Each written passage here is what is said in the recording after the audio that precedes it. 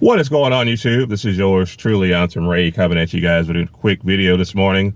Wanted to talk about the video about Leonard cure. It's a video that sucks. The gentleman was had been exonerated for a crime that he did not commit down in Florida after 16 years, which really sucks.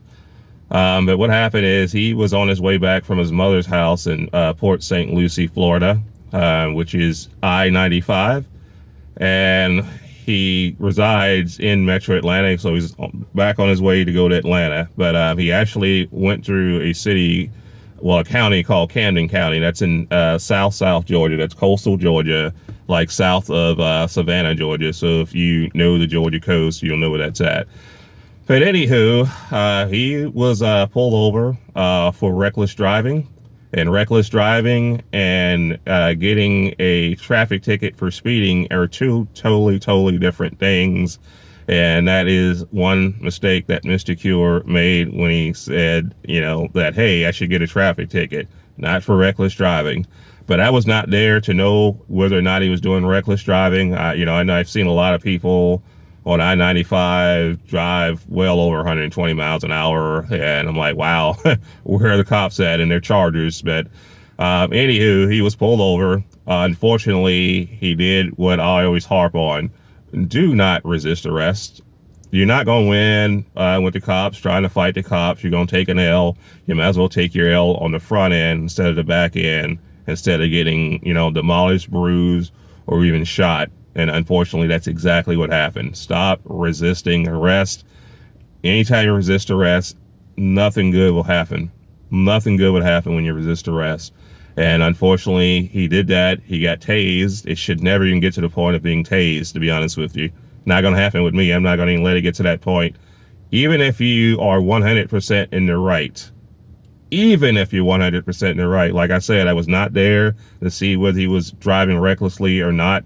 All we got was the dash cam, so I'm not going to talk what I do not know. But what I do not know is that, you get tased, and then you start grappling with the police and trying to fight the police officer, pushing his neck all the way back. Now you put the police in a position where, hey, this guy fought through my taser. Now I consider him an imminent and deadly threat. And they got into a grappling match, and he ended up getting shot. I know a lot of people are going to say, well, the police didn't have to shoot him. Let me ask you this question. If you were a law enforcement officer, you had someone that did not comply, you fuse them with some taser, and then they fight your taser, and they are just basically trying to break your neck, trying to basically kill you physically, what would you do? Would you just sit there and, let him, possibly kill you? He didn't know what was going to happen at that time. So everyone, is trying to make it out of a race thing, but this is really simplicity. If you get pulled over, whether you're in the right or wrong, do not try to fight the cop. Don't fight your taser. Don't even let it get to the point of, a taser. Don't try to hold court in the street, because you are not going to win. You're just not. There's no end game for you trying to get into a physical confrontation with a police officer. Again, you could have been in the right for all I know. Like I said, I was not there to see how he was driving.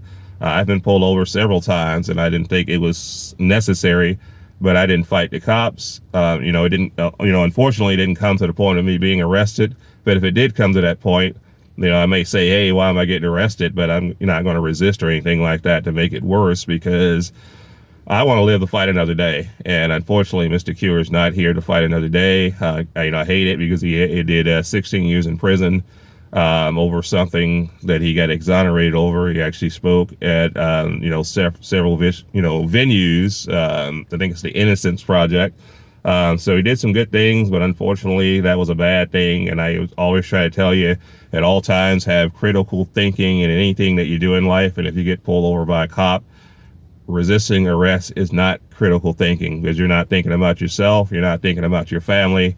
You're not thinking about public safety, at all in that situation. On the side of the road, just go ahead and, give in to whatever they say and live to possibly fight another day. That's all I'm trying to say. I'm not here to smear Mr. Cure's name.